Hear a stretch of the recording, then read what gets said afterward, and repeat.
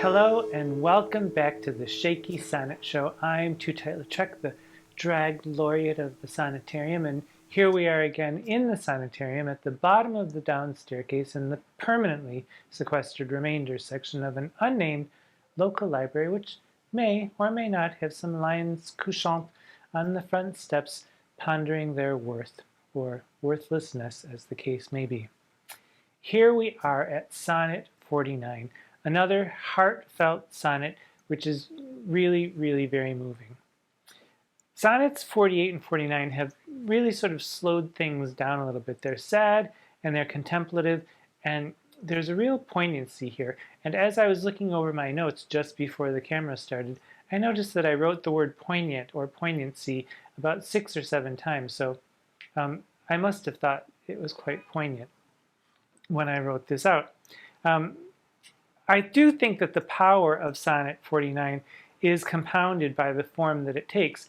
We have, as always, a sonnet, which is 14 lines, which is broken up into 3 sets of 4 lines, which are quatrains, followed by a 2-line couplet.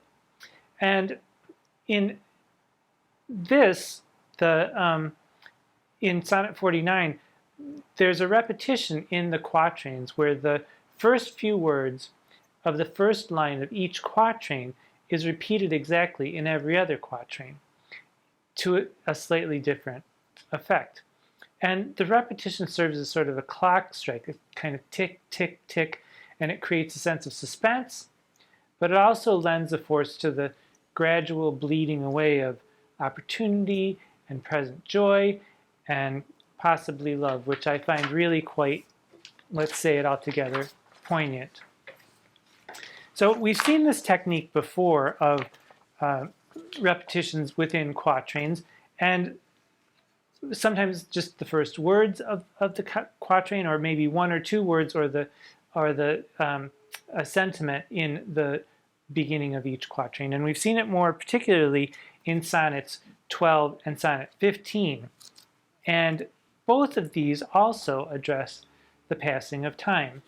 And they follow, 12 and 15 follow the logic of when, and then as the repetition or the theme for the quatrains. 1 line beginning when, the second quatrain beginning when, and the third quatrain beginning then. And I'm just going to read the first lines of each quatrain for Sonnet 12. When I do count the clock that tells the time, and then when lofty trees I see barren of leaves, then of thy beauty do I question make, in Sonnet 12.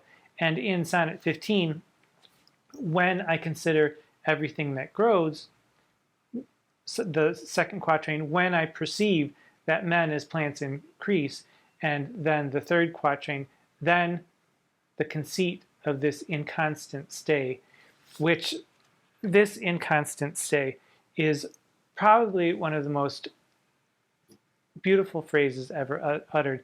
This inconstant state, this brief moment of happiness, this small spark of time that we are here alive on the face of the earth together.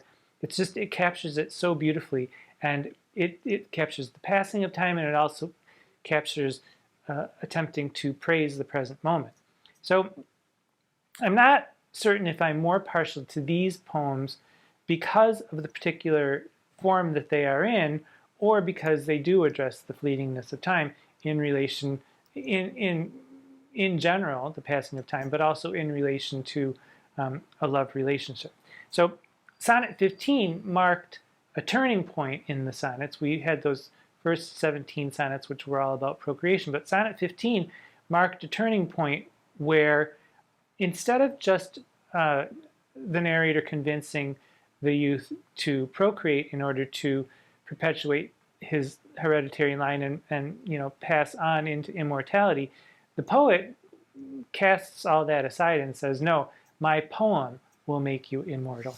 And as in 15, 49 is also a turning point. In my mind, it's a point where it's a convincing love poem, but it's also a point where there seems to be a reassessment of the relationship and the understanding that this too may pass. And it's pretty wrenching thought to hold when you are in a love relationship. And this poem addresses that, but it also addresses a love that is deep and beyond sense and beyond explanation. A love that's almost unfathomable. So let's take a look at it. And as we take a look at it, I'll say that the repetition in the quatrains 1, 2, and 3 is against that time. And in the first two quatrains, against that time is in preparation for that time. And in the third quatrain, against that time, comes to mean in opposition to that time, in order to fend off that time. So there's a switch in sense, even though there's an exact repetition of the words. So let's take a look. Sonnet 49. Against that time, if ever that time come, when I shall see thee frown on my defects, when as thy love hath cast his utmost sum, called to that audit by advised respects. Against that time, when thou shalt strangely pass, and scarcely greet me with that sun, thine eye, when love, converted from the thing it was, shall reasons find of settled gravity. Against that time do I ensconce me here, within the knowledge of mine own desert, and this my hand against myself uprear, to guard the lawful reasons on my part. To leave poor me, thou hast the strength of laws, since why to love, I can allege no cause. So there are a couple of things here. My reading of it is a modern reading. There are rhymes in here that were apparently Elizabethan rhymes. Pass and was in lines 5 and 7 supposedly rhymed. Pos and was, apparently. And I and gravity were supposed to have rhymed too. I and gravitae. So also desert and part, because in the quarto the desert is spelled with an ART, so that it was a cue to make them sound the same. So even though I may not have done justice to my modern reading of it, those are the rhymes that are in there that perhaps because of the great vowel shift we're seeing today, and they don't necessarily rhyme with the 21st century American English ear. So the first quatrain. Against that time, if ever that time come, when I shall see thee frown on my defects, when as thy love hath cast his utmost sum, called to that audit by advised respects. I'm trying to prepare myself for the time when you no longer love me, for a time when you sum up my benefits and losses and find me completely lacking, and basically find that I'm not worth your time at all. I'm trying to prepare myself for that time. Second quatrain. Against that time when thou shalt strangely pass, and scarcely greet me with that sun, thine eye. And this is devastating.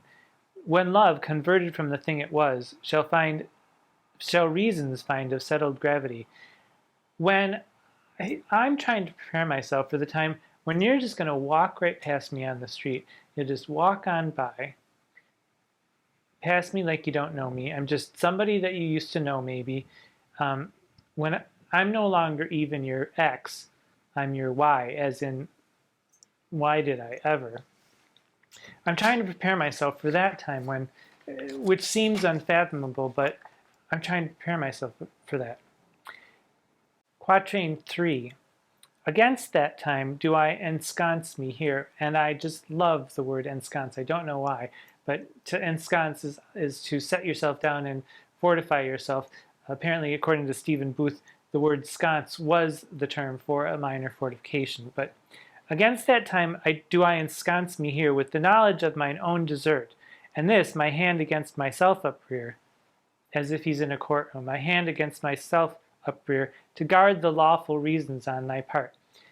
I'm settling myself here. I'm trying to fend off the time when I have to sit down and I have to weigh all my benefits and things where I'm lacking. And even as I do that, I'm going to try to find every good reason for you not to leave me. I know I'm not imperfect, and I'll swear to whoever I need to swear to that I am not perfect, but I'm not that bad. I'm okay. Right? Right? That's what's going on in this quatrain. And then we get to this couplet. To guard the lawful reasons on thy part, to leave poor me, thou hast the strength of laws. You have every reason to leave me. I know it. You have every reason to leave me. The laws are behind you. Everybody's opinion is behind you. To leave poor me, thou hast the strength of laws. Since why to love? I can allege no cause, which is just kind of devastating to me. Like, why do I love you? I don't know. I just do. I have no cause. And it works both ways. To love, I can allege no cause. For me to love you, or for you to love me, we can allege no cause. We love because we love. And I think that is pretty amazing.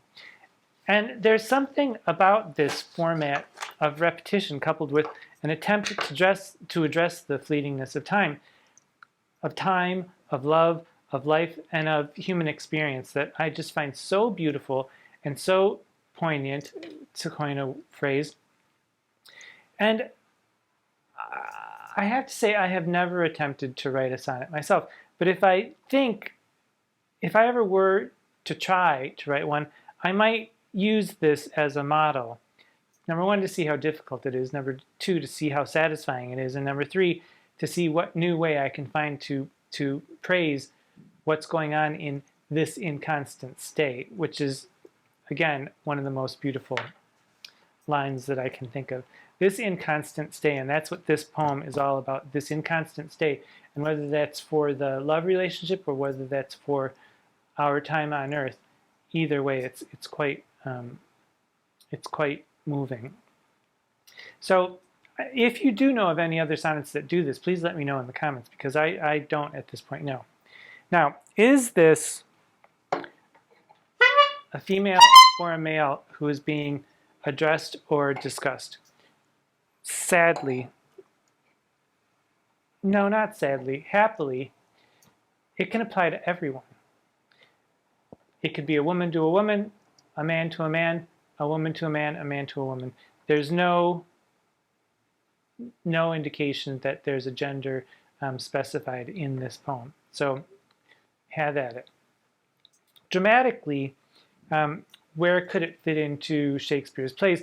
I would think that it would have to be some very quiet moment between two awestruck lovers well after the infatuation phase has faded. And I was thinking maybe between Benedict and Beatrice, after all their joking nonsense subsided, and they get to the point where they say, well, why do you love me? And they each tell each other, I have no reason, I have no cause, I just love you. And there's nothing more beautiful and simple than that. In terms of the narrative, perhaps after all this, if we're thinking about this in terms of a story, and if we are saying there's one narrator and one, so there's a lover and a beloved, perhaps all the turmoil that has gone on in the 30s and the 40s in these sonnets, there is the sense finally that this really could end.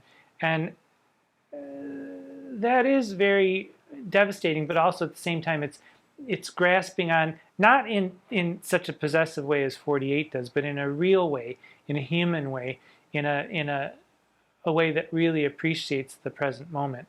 And possibly it could work if the principals in the drama are very young, because things do change in young love.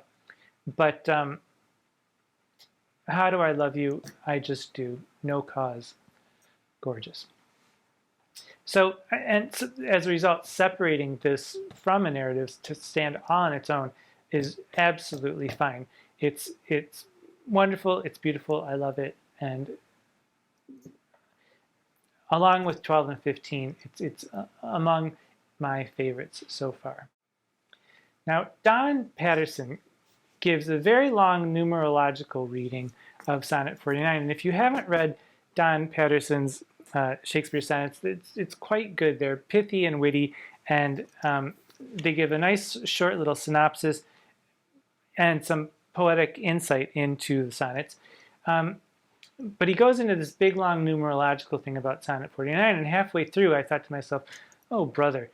But happily, to find out at the end he's just taking the piss, and which isn't to say that there isn't some validity, that Shakespeare legitimately did enjoy puzzles and numbers and acrostics and things like that. But I generally find that these types of analyses circumvent the real revelations that are in the sonnets, mainly that they speak to the varieties and the wonders of the human condition in all its beauty and horror and sadness. That's right, wonders. Because what? The world is full of them. And Shakespeare did what? He paid attention. And so should we. Until we meet again, I'm Tootight Lautrec.